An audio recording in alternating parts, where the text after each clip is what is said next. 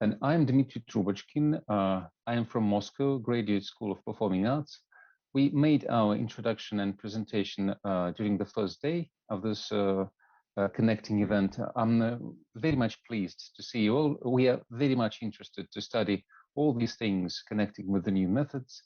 And after the introduction of all our participants in this room, I'm going to make a short textual introduction to suggest some questions for discussions for you. So we continue. Daniel, could you please continue to introduce ourselves? Yes, thanks a lot, Dmitry. My name is Daniel Bausch. I'm teaching at Academia Dmitry in Switzerland. I presented also our school. I'm very interested in teaching methods. That's why I'm here. Oh, thank you. Thank you. Yeah. We go on. Please. Okay. Hello, everyone. Oh. Yes. Please go on. Oh, okay. Anyway, hello, everyone. I am Jiali from Shanghai Theatre Academy. Also, I'm from the International Cooperation Office of Shanghai Theatre Academy. I myself was a Chinese opera actress, and now I'm in charge of the international online course, not just online, but like short courses in Chinese opera mostly. So I'm also interested in this teaching methods. So I want to be here to observe. Great. Thank you so much. Please go on. Yes, please. Hello. My name is Kakumoto Atsushi, and I'm theater director representing my theater company Duomo Ex Machina, which is based in Tokyo. And also I'm the member of Japan Center of ITI. And as far as I know, that there's not a kind of strong presence in this network from any of Japanese institution. So I instead come here to have a kind of getting information and passing to our member institution for Japan Center.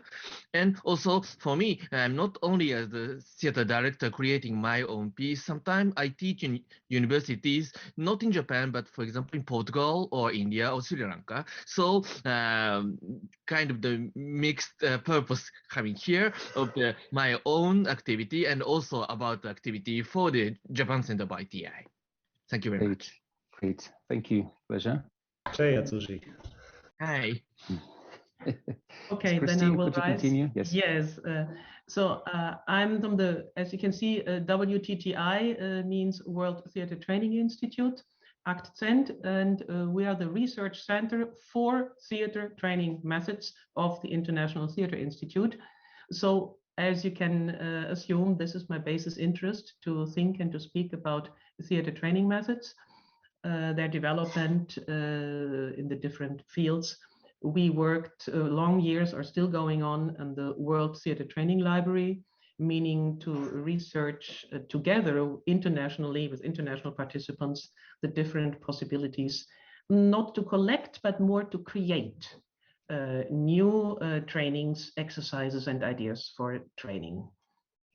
And I'm leading the project of the hybrid theater education, which I shall present then later for everyone, so not now. Great. Thank you, Christine. We go on. Can we continue with Mr. Danny Exner from Zurich University? Yes. Hi, everyone. Thank you. So I work as an actor and jazz pianist, besides my position here at the Master of Arts in Acting at the Zurich University of the Arts. And in my workshops, I do specialize of combining music and theater acting, mostly in the part of trying to adapt the methods of jazz, such as rhythm and improvisation, into acting methods. So I'm very pleased to be here and meet you. Thank you. Thank you. My pleasure. Can we go on with the colleagues from STA? Hello, everyone. My name is Yang. You can just call me Yang. I graduated from directing department. Now I'm teacher in literature department as the directing teacher, and It's very great honor to meet you guys here, and I really appreciate to listen to your discussions and learn from you. Thank you very much. Thanks to you. It's our pleasure. Thank you so much. Yes, please. We continue. Can we go on with the introduction of Mr. Sean Young from STA? Hello, everyone. I'm very happy to be here. Just now, I'm busy to change my name because of Yang Xu. She's name, the pronunciation is very similar to me, Yang. So I have to put my English name, Sean, on the first. I'm an acting teacher from Shanghai Theatre Academy Acting Department, and I have been a teacher for 20 years. So I'm very glad to let us to communicate with the teaching method in acting and directing. Thank you. Thank you so much. It's our pleasure to meet you. And Ms. Erica Rojas, can we continue with your introduction, please? Yes, hello everyone. Good morning. It's very early here in Costa Rica. So, well, my name is Erica Rojas. I am a teacher acting from the University of Costa Rica. I have been working there since 2005, and I have a PhD in theater pedagogy. So that's why I am here. I'm very interested in teaching methodologies and everything about the theater pedagogy, especially for professional actors, but also for children and kids. And so thank you very much. Thanks to you. It's our pleasure. And can we continue with the introduction? I see on the screen Ms. Milena Picado and colleague from China, I think. All right. Oh, yes, all that's right. the head of our International Cooperation Center. Right, right. Okay, thank you so much for your introductions. We have a wonderful team for discussion. And let me just say a few words at the beginning concerning the teaching methods and the sets of questions that I suggest for our discussion.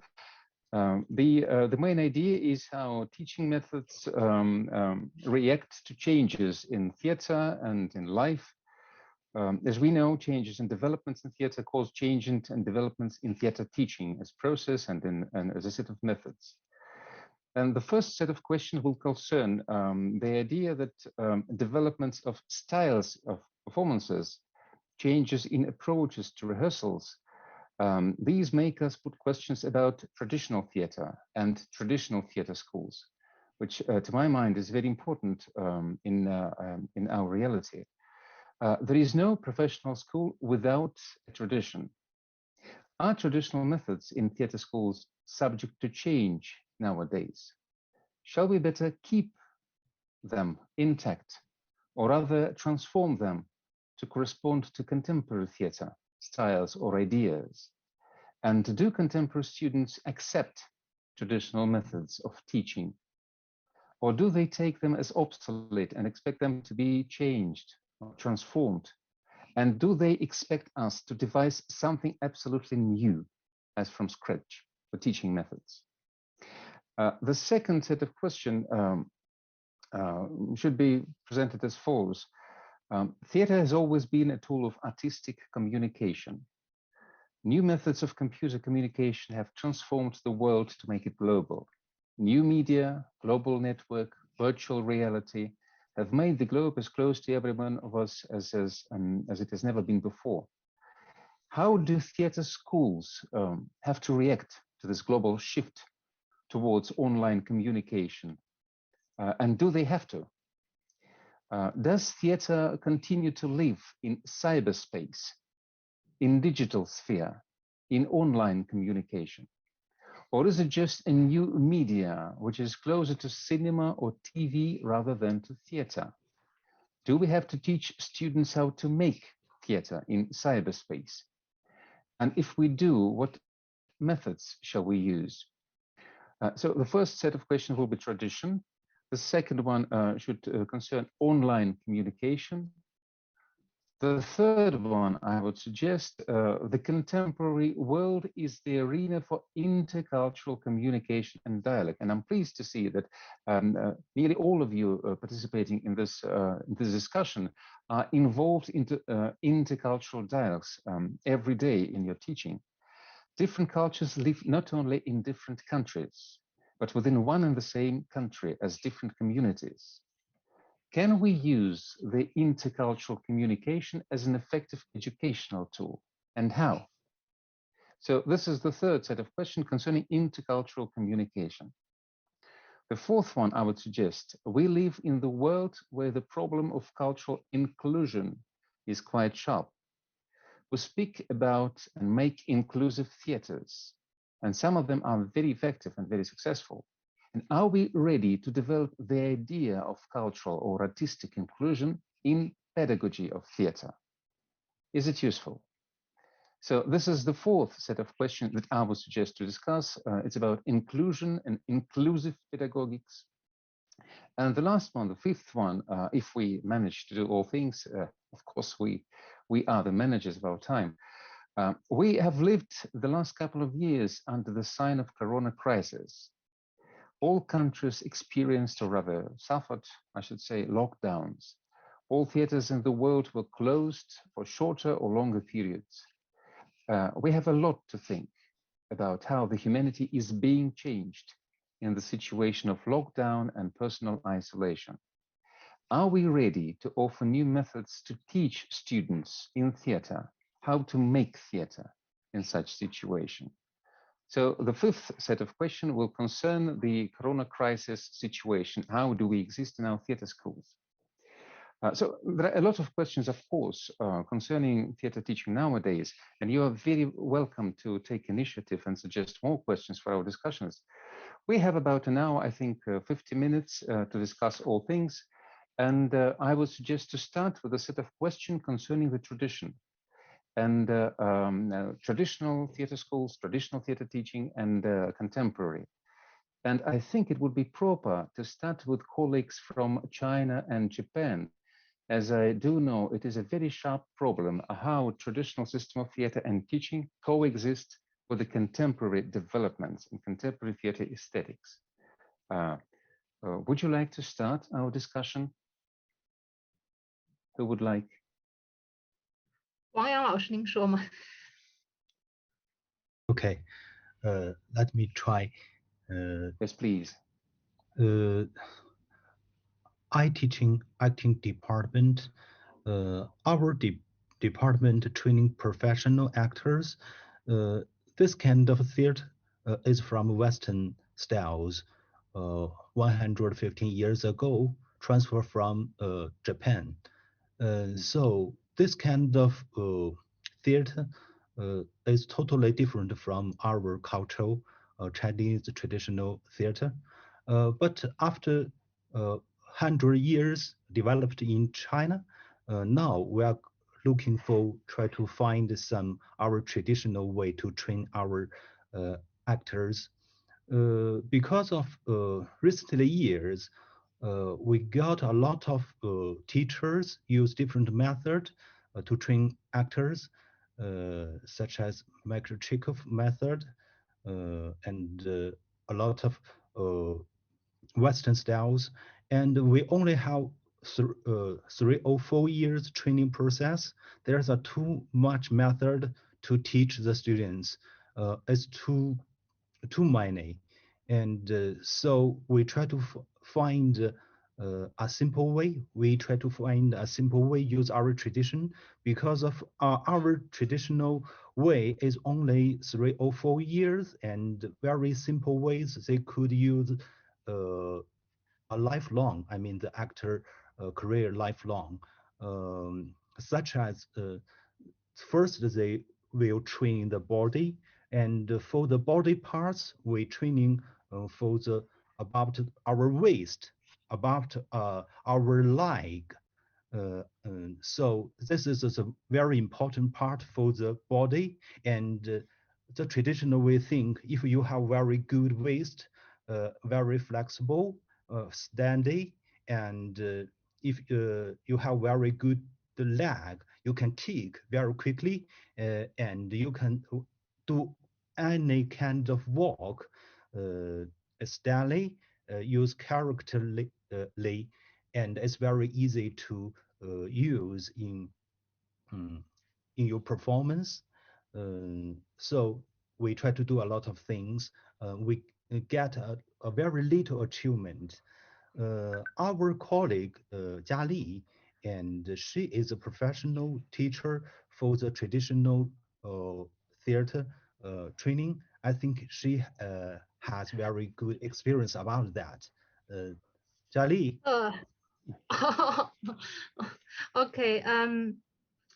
The thing is, I am still very confused. I have actually taught Chinese opera in our school at like BA and MA level, and I have been teaching that in many different countries as well. The thing is, by the end, what I have taught them is still the like what we consider as authentic traditional Chinese opera. Because so far that's what the student wants from, that's what I see what student want from me. I also would like to do some experimental works with them, but we still have not developed something like what Tadashi Suzuki have done. Like, you know, that they have integrated the traditional Japanese aesthetics in the training, but in Chinese opera, we are still looking for it. Like now, the deputy dean of the acting department, Professor Xiao Ying, she was also an traditional opera actress. So she's also thinking, what can we do to transform, like to extract elements from the traditional opera and make it a very efficient exercise for the contemporary actors, because we also have traditional Chinese opera schools and a college in our school, and it actually takes 10 years, 10 to 11 years for those students to learn and graduate and to be a professional actor. But for contemporary acting teacher, what is demanded from them is quite different from the traditional actors.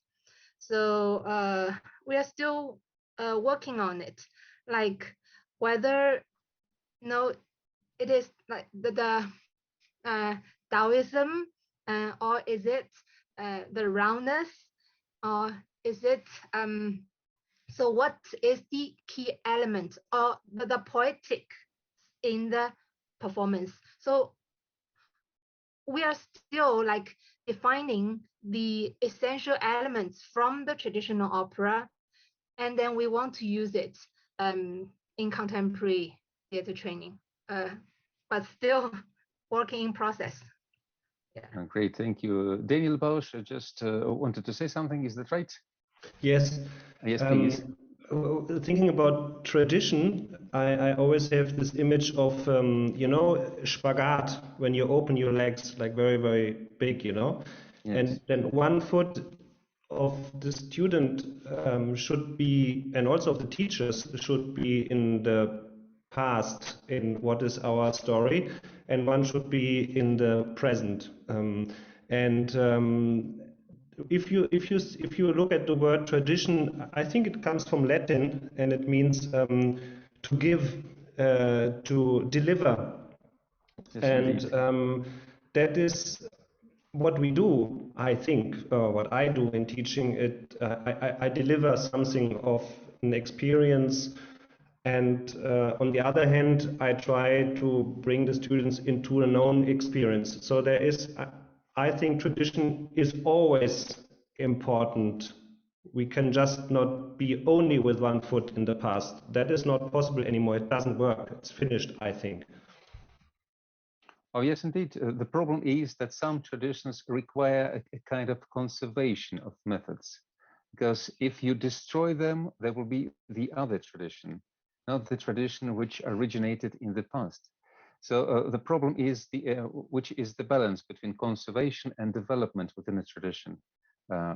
Yes, thank you for your thoughts, and we continue with the Japanese colleague, Atushi Kakumoto, please.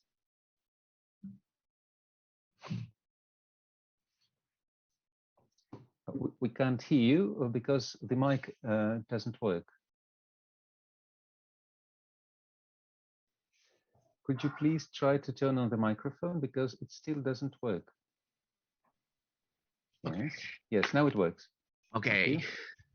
So I'd like to say a little about the world tradition, and because I'm from a kind of the culture which the language which describe about the practice or the rehearsal of theater in Japanese literally means thinking seriously about the past or thinking seriously about what was before. Maybe for our Chinese friends, we like this. In Japanese pronunciation, it is keiko. This literally means thinking seriously about the past. It's not about something of the traditional theater, but any theater we create or any of the performing arts we create. Whenever we do the practice, whenever we do rehearsal, we use this word about the word practice. And from this tradition, I'm always thinking about the most important thing about creating something new is thinking back what we have done. But this is something quite different from we just thinking too much care to the kind of the genre called traditional theaters. Because, for example, many of the European friends mistook that Japanese theater having a long tradition. But for example, the kabuki you might know a little about is starting only from 17th century. That means it is almost the same length of history with the European modern theater, not something very old back. And also for the no theater, which is said to be starting from 13th or 14th century, but in 17th and 18th century, and especially in the late 19th century when the Western impact, at that time, the Japanese no theater are changed drastically. And now I have some friends who, from the successor family of the no techniques, they always said what they creating is nothing about tradition. They said they are doing something anew always. What they are doing is avant-garde always, they said. But whenever they try to do something new, they always try to keep what was before in mind and try to destroy it. With this way of the creation, I always think that if we choose the word tradition and focus too much about tradition, which will make a kind of the problem also. And so for me, what I think always is it's important to distinguish, to think seriously about the past and to think seriously about traditional theater. It's very different. Oh, thank you for this observation. I will note this for myself. It's quite great, thinking seriously about the past. This is slightly different than conserving the past. And you were right. When you start to discuss Oriental theaters on the basis of European thought, they think that no kabuki and Chinese opera, Beijing or Shanghai opera styles are something very old as the ancient Greek theater old. But in fact, it's not. It started with the new European theater started just about the 15th century, 16th century, 17th century, and developed intensively. So this parallelism is the thing to be studied yet on the basis of the European theater studies. Yes, indeed. Thank you so much. Is there anybody who wants to add something to this point, traditional and new? Do we have in Costa Rica kind of this problem, traditional way of acting, traditional way of teaching, and the problem of contemporary culture to give something really new? Is there a conflict? What do you think, Ms. Erika Rojas? Would you like to join our discussion? Yes, thank you, Dmitry. Can you hear me? Yes, indeed. Can you? Okay. Absolutely. Okay. Well, I think in Latin America is quite different. There is a tradition, but there is also a fight. There is always an integration. We are always integrating styles. For example, in my school, there is a strong group of teachers that are more using traditional methodologies and trying to keep those traditions, thinking about a theater from the past. And there is a group that is more in a psychophysical tradition and working through a performative kind of way to act, right? Like contemporary techniques. But I think it's very difficult. I mean, it's like a fight that will never end. If we think about tradition and contemporary always in a binary kind of way to see them, I think it's time to see them as a ways of forms and in an integration dance, so to speak. Like I think we use tradition and we use contemporary depending on what we want to talk about in any specific play or in any specific work. Do you understand what I say? I'm sorry about my English, but yes, what I'm trying. Yes, I think okay. so. What I'm trying to say is that I believe more in integration and not in a binary way to see tradition and contemporary, but more in integrate and take whatever is useful from the tradition and the past, which is very important because it's our history, and thinking about contemporary and take from contemporary what is useful to speak about our present days. That's it. Thank you. This is just exactly what Daniel Bausch just said before, that you cannot think about tradition without looking into the future. And this delivering from from the past to the future, just like in Spagat. And thinking seriously about the past and thinking seriously about the tradition are indeed very different things. And concerning the Russian psychological theater, it's quite a tradition. It's taught everywhere. But let us count how many years are within this tradition. Just about 100 years, no more. Because it started with the system of Stanislavski when it was transformed into a school. And this was about the end of 1910s. And it started to be considered as a conservative tradition in 20 years after it was introduced during the Soviet era of 1930s, when it was considered and interpreted as the paradigmatic way of thinking and educating actors in Russia and Soviet Union. So this was not long, just about 20 years of existing of the new tradition of psychological acting, which was devised by Stanislavski. This is quite an interesting thing. You don't have to have a long tradition to consider it as tradition and take it seriously and conserve it. So maybe I'm absolutely right that a good way of combination of new way of thinking and traditional thinking are very good for contemporary theater. And do you have the experience? Yes, Daniel, you want to? Yeah, just one thought now, because also where does it start, the past and the tradition, like in the time, because for my kids, the 1990s are already ancient periods, so we are not having the same way of thinking or seeing tradition with our students today. So that is also a question. I have no answer, but Yes. Yes, yes. And to this set of questions, we have very close another one. Do you have what is do you have any?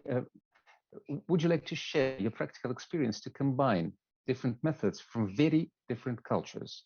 So say Western and Eastern, Southern and Northern. Do the students want to get the combination of this kind of methods? And do they prefer their own national kind of schools? Or do they prefer to combine cultural traditions in their education? How do you see the situation now?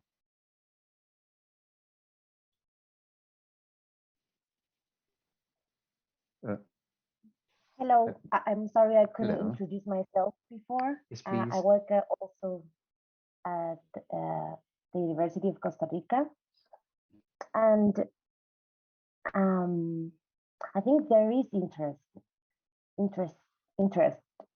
in the students, but well, from my experience, it's very important. I have done some cultural technique approach to acting. It was very important that I could understand from where things were coming and how I was able to apply them.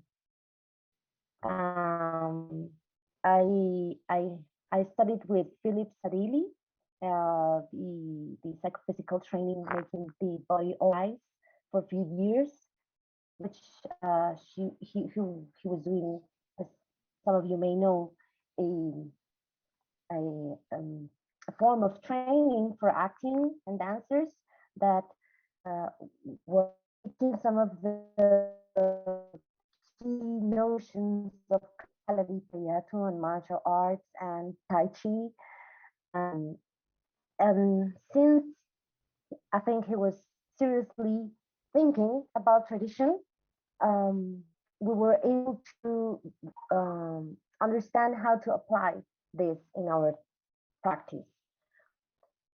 Because sometimes when we use other forms of training that are coming from other practices, and if you don't have the conscience of how can you apply these, you might get confused and you might lost interest because you don't know how you're going to use these or how this is communicating with you.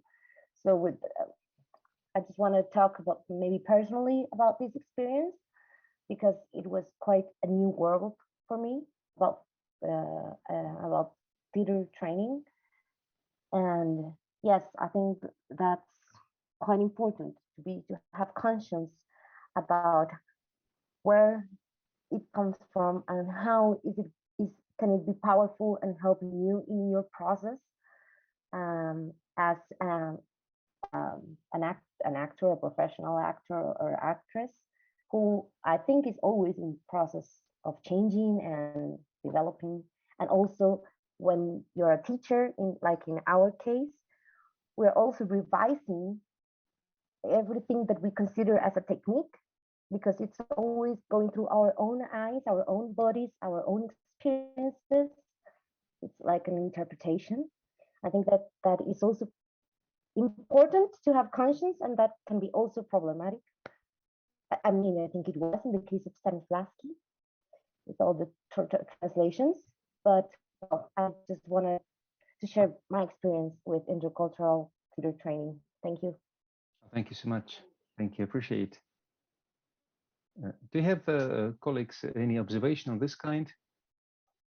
You know, I noticed that when Europeans and people from Americas come to Orient or to Latin America, they try, I mean, northern to the Southern America, they are very much interested in what is going on here concerning the tradition, the national tradition. But when people from Orient come into Europe, they are interested not in their application of their methods mostly, but in what's going on in Europe. And the most interesting thing is when on the boundaries, on crossroads of cultures, they meet, and you see something very much new and something very much demanded in the schools. But are you satisfied with saying, say, people from Europe applying aesthetics of Japanese theater or Chinese theater, or when people from the different culture try to use the traditional methods. Do you find it useful? Do you find it good? Concerning the performances, concerning the development? Yes, please. Because I think compare with other colleague here, I'm not in a permanent member as a single school or university, but I'm always visiting many schools, and only for a short period. With that, whenever I visited a university, which means taking only 1 week or 2 week intensive courses. With that, sometimes I encounter a very sad situation because of the kind of the good word of diversity. Some students taking a kind of the refuge to keeping up one strict technique every day and coming to a class like mine to search for another variety. But when I go to some school, which all students should do a kind of the very strict technique of like classical ballet or psychological theater or any genre, and they choose one and do the everything every day. With them, when I do something, they absorb better what I'm introduced because they have their own criteria within their own technique. But some people just going away from doing something always and searching for the varieties. They are always only the knowledge they receive and without any deeper understanding. This always for me very important, and I always visit somewhere. I try to suggest about not try to do something of what I am telling, but starting using my time to think about what you going to choose. And after that, it is better to choose my technique. Then you can do every day, which means it's a very strict repetition. And for me, this kind of the things never happen if some schools are only limited to teaching about single technique. But now, I think now is a very good situation that we can communicate each other with different culture. We can communicate and also we learn about many techniques. With this problem starting to happen. So this is what I wanted to put a small comment about it. Thank you so much. Thank you. Do we have any comments? Yes, please. I personally have this like experience as a student when like 10-15 years ago when I was in Singapore. That was a very diverse place to study, and we had teachers from like European to teach contemporary theater, and we have teachers from Japan to teach no theater, teacher from China to teach Beijing opera, India to teach Kuriatam. It's kind of like Sanskrit theater, and Wayang Wong from Indonesia. And what happened at the end of our years was because we had teachers, like we learned those mask works as well, like from like Lecoq, right? Lecoq. Yeah, and we have classmates. I had classmates who can play Indian drums and Indian playwright. So we somehow come together and made a Shakuntala. It's an Indian Sanskrit theater, like a script. And I played solo. Indian guys, they played music and they wrote script and they made masks for me. So I played it in Beijing opera combined with Indian like Shakuntala and mask. So this all comes together naturally. We did not think about what we are going to do. We just come together and use our skill sets and our own understanding and come up with something new. It's very, you can never call it like a Shakuntala in Beijing opera, because how I stand, how I talk is like completely different. We even have some like a comedy, like anyway. So there was a lot of forms that we have learned mixed together. It's all, yes. Sorry, I didn't want to Thank you so interrupt much. you. I Yes, just want to please. tell that I want to talk after you. Sorry, I didn't want to Oh, interrupt sorry. you. No, no, no. Yes, Talk. that is just my experience of how our skill sets comes together. I would never be a like a known theater actor or a Koreatum actor. Eventually, I have learned more than 10 years and worked in Beijing Opera for many years. So that will be what I fundamentally have, as what Kakumoto said. Like you have to have something solid, and then you will develop a lot of different things out. Yes. Oh, thank you so much. Yes, please, Daniel. Yeah, what you just said at the end, it was essential for me also, an experience for myself and also with our students here.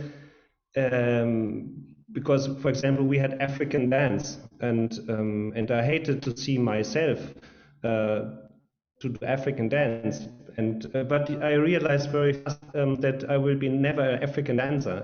It looked horrible, but the experience I made, like the physical transformations I made. To yourself, Daniel. I think you're too Sorry, strict. what did you say?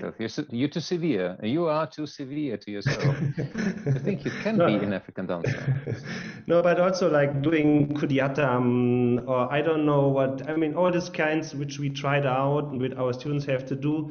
They will do it never like an Indian actor, and they will never dance like an African man or woman. But this experience you make as a physical transformation, or the aspect which I can learn in African dance, like the contact with my feet and the floor, it is very essential for me as a tool for me as an actor, as a young actor. And that's why I think it's very rich to give students many tastes of traditions for this, physical transformation possibility. Great. Yes. Yeah, sorry, I just say I feel like it gives the students a kind of like strong physical or muscle stimulation.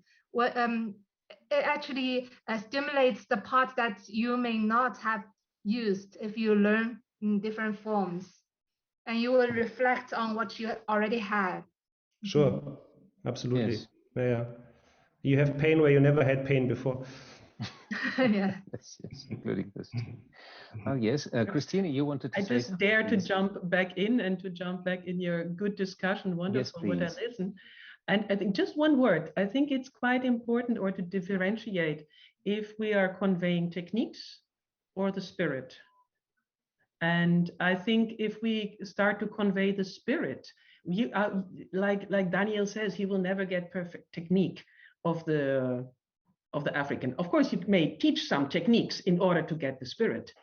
But I think this is quite important, and the enormous chance today that we can learn and that we can understand that theater is one, and that we are part of one enormous, huge, wonderful system called theater, learning about the spirits and transforming it with all the respect and not pretending to copy, but to transform and say thank you to this culture, or say, I am also part. I have not, and don't know anything big about China, but I can say I'm part of China because I'm a human being. And you are part of Europe or Germany because you're a human being. And if we start to think in this way, we can be more fluent and more soft to ourselves as well, and open up the systems. And I think this is the chances what we have today. And we don't have to say, oh, someone is doing not correct. Of course not correct. But I think it's not the subject if we start simply creating new, in the respect of all the different traditions, of course. Great, wonderful. Wonderfully said, I should say. And may I suggest that we go on to the next set of questions. And this is great that Christine has just jumped into our discussion, because the next set is about online teaching. about this great, vast, and unexplored enough world of online teaching. And Christine, could you please just introduce some ideas? Because I will say that we had drafts of our cooperation to continue and develop a very big courses on online teaching. And Christine, could you please start this topic? Why do we need online teaching and new way of thinking about teaching today, please, with your experience of Akzent in Berlin? Well, right now you catch me in the moment where I say, please forget about online training.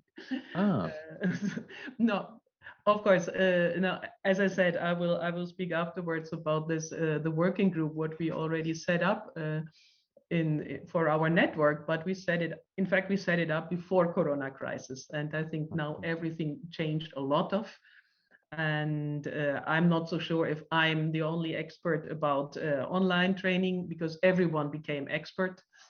Everyone opened a lot of new possibilities. And I think now it's the time really to come together and share experiences. And this is what I think is quite important, that after now, calm down, now everyone is either very hot or very frustrated or very whatever, but then to think, to see what is coming from it, and also when it's useful and when not, because we are theater people and we need the real experience on stage.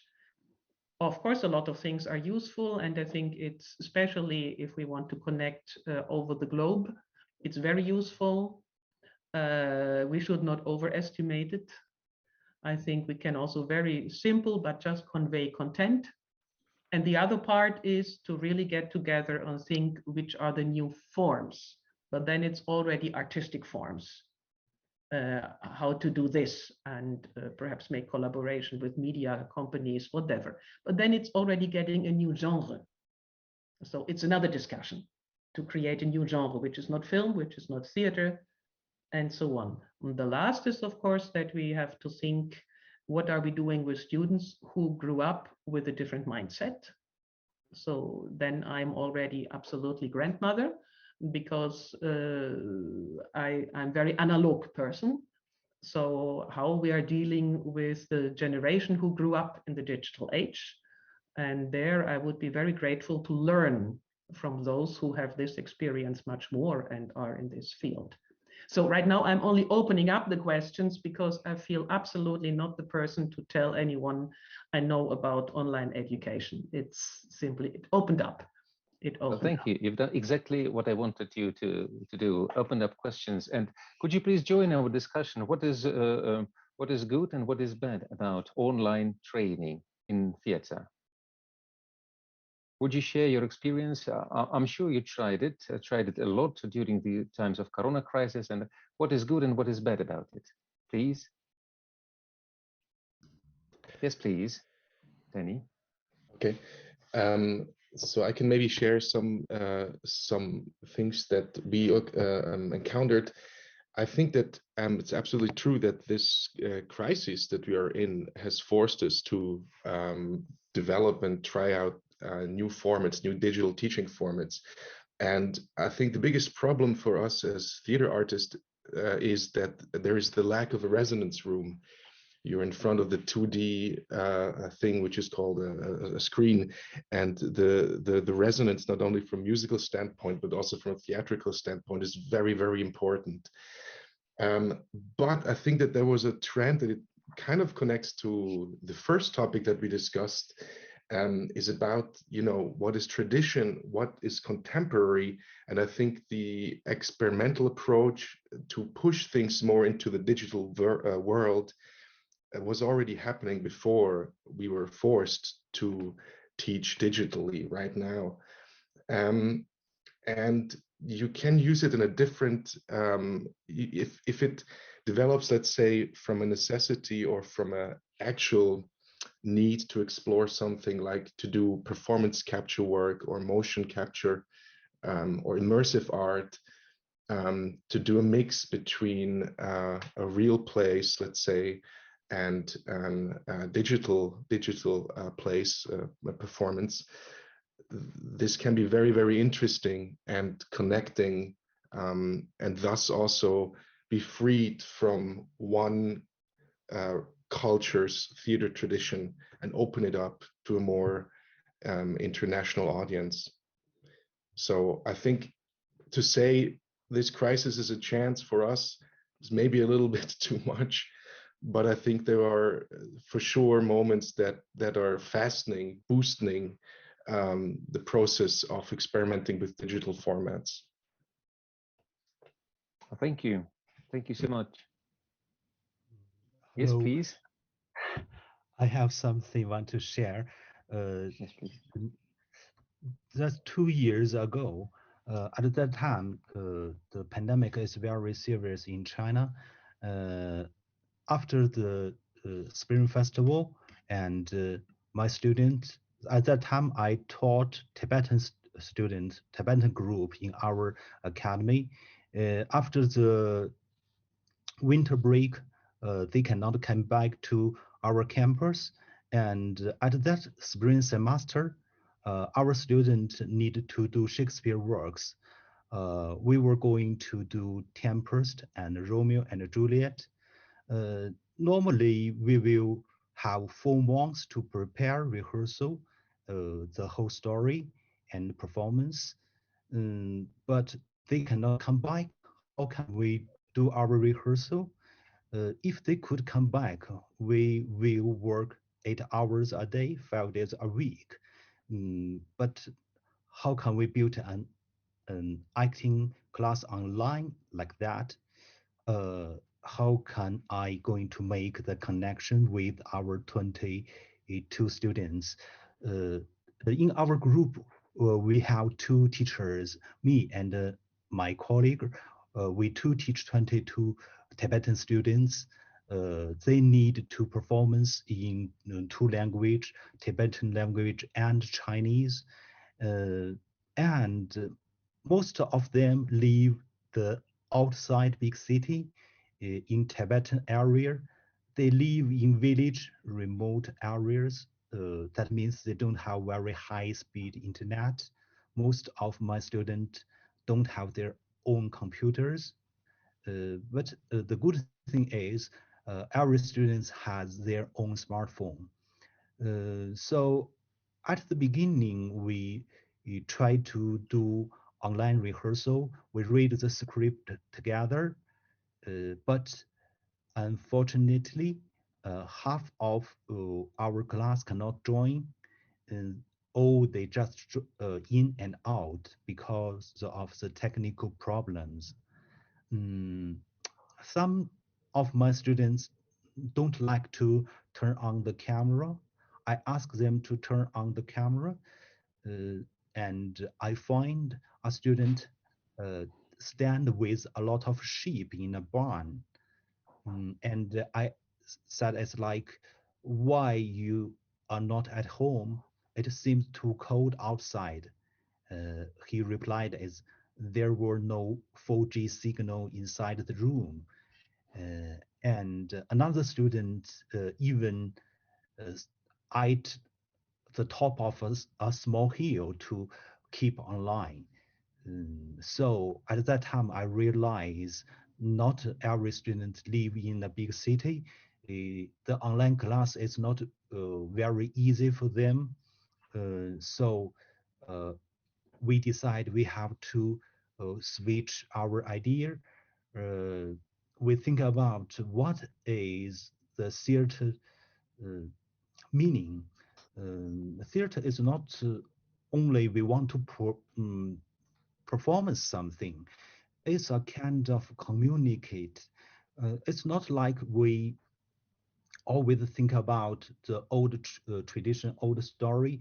We should focus on our life, contemporary life, even today's life. So we have to face our pandemic situation.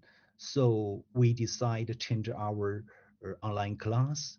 We don't do the online class at the same time, but we keep in touch with our smartphone. The homework is changed to the students can do everything they like with their culture or with Shakespeare's works. And when the time is good, we try to call each other. It's like a call meeting. Sometimes we just call each other. I mean, use smartphone, call each other. Sometimes we could do small group call. Sometimes have to call one by one. And excuse me, now I received a message that our breakout session will finish in just 1 minute. Okay. So it's past so fast. Yes, please, finish, please. Finish your phrase, yes. Yes, and we finished the two Shakespeare works, Tempest and Romeo and Juliet, and we get success. Great, wonderful. Yes, just to wait the stop, I suggest you to tell me just very shortly, just in one phrase, what is the happiest? Sorry. Now, yes, it's finished. It's finished. Thank you so much for your discussion. They are calling us in the common room now.